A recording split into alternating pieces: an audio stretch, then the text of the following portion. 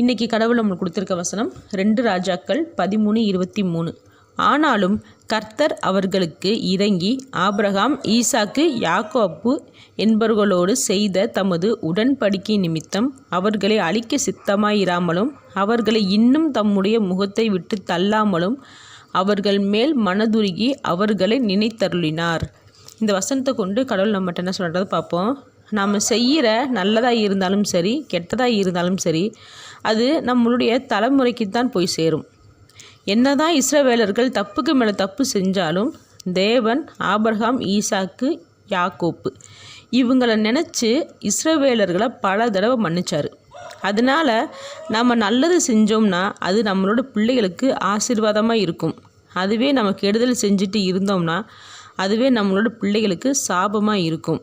இதை நம்ம மனசில் வச்சாலேவும் கெடுதல் செய்ய நமக்கு மனசு இடம் கொடுக்காது.